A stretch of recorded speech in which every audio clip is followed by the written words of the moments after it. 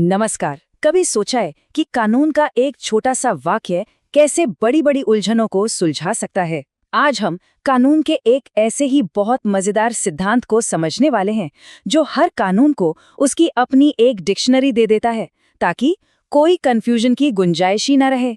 तो चलिए शुरू करते हैं। चलिए एक बहुत ही आसान से सवाल से शुरू करते हैं। इस शब्द का क्या मतलब है चलाना? क्या आया दिमाग में? शायद गाड़ी चलाना या कोई बिजनेस चलाना। पहली नजर में ये बहुत सीधा लगता है ना? पर असल में ये एक बेहतरीन उदाहरण है कि हमारी भाषा कितनी फ्लेक्सिबल हो सकती है। जैसे कोई एक कंपनी चला सकता है, जिसका मतलब हुआ उसे मैनेज करना, या फिर कंप्यूटर पर एक प्रोग्राम चला सकता है, मतलब किसी सॉफ्टवेयर को रन करना। और हाँ, बिल्कुल कोई गाड़ी भी चला सकता है, मतलब किसी व्हीकल को कंट्रोल करना। और एक बिल्कुल ही अलग मतलब है गोली चलाना, जिसका मतलब है बंदूक से फायर करना। तो देखा आपने, एक ही शब्द और उसके कितने अलग अलग मतलब हो सकते हैं, और ये सब कुछ सिर्फ और सिर्फ कॉन्टेक्स्ट पर डिपेंड करता है।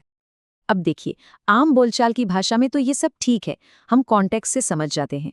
पर जरा सोचिए, अगर किसी कानून में लिखा हो कि आप हथियार नहीं चला सकते और उसका मतलब साफ ना हो, तो क्या इसका मतलब गाड़ी चलाना है या बंदूक चलाना? कानूनी भाषा में प्रिसिजन यानी सटीकता सबसे जरूरी है, वरना पूरी न्याय प्रणाली में बहुत बड़ा कंफ्यूजन हो सकता है। तो फिर इस बड़ी समस्या का हल क्या है? यहीं पर आता है कानून का एक बहुत ही शानदार नियम, एक ऐसा नियम जो हर कानून को अपने आप में ही एक खास डिक्शनरी बना देता है। आइए समझते हैं कि ये होता कैसे है। ये नियम हमें मिलता है हाल ही में लागू हुई भारतीय नागरिक सुरक्षा संहिता 2023 में। ये एक बहुत ही जरूरी कानून है जो भारत में क्रिमिनल प्रोसीजर से जुड़े कानूनों को एक नया रूप देता है। चलिए अब सीधे उस धारा पर नजर डालते हैं जो इस नियम को बनाती है। ये है धारा 237। अब ये कानूनी भाषा थोड़ी मुश्किल लग सकती है ना? पर घबराइए नहीं, इसका मतलब बहुत सीधा और सरल है। चलिए इसे मिलकर आसान बनाते हैं। तो अब हम इस कानूनी पहेली को सुलझाएंगे। हम इस टेक्निकल भाषा को बिल्कुल आसान शब्दों में समझेंगे और देखेंगे कि ये असल जिंदगी में हम सब के लिए कैसे काम करती है। तो धारा 237 का सार बस इतना सा है। इसका मेन प्रिंसिपल ये है कि किसी भी अपराध के आरोप में जो शब्द इस्तेमाल होंगे, उनका मतलब किसी आम डिक्शनरी से नहीं लिया जाएगा। नहीं, उनका मतलब सिर्फ और सिर्फ उसी कानून से लिया जाएगा जिसमें उस अपराध की परिभाषा दी गई है। तो इस नियम को लागू करने का तरीका बहुत सीधा है। सबसे पहले आरोप में इस्तेमाल हुए मेन शब्द को पहचानिए, जैसे कि चोरी। फिर उस कानून को ढूंढिए जिसके तहत ये अपराध आता है, और आखिर में सिर्फ और सिर्फ उसी कानून में जो परिभाषा दी है उसे ही फाइनल मानिए, किसी और डिक्शनरी को नहीं। बस इतना ही। चलिए अब थ्योरी से आगे बढ़ते हैं और देखते हैं कि ये साधारण सा दिखने वाला नियम असल दुनिया में यानी कोर्ट रूम में कितना बड़ा और गहरा असर डालता है। इसे चोरी के एक बहुत ही आम उदाहरण से समझते हैं।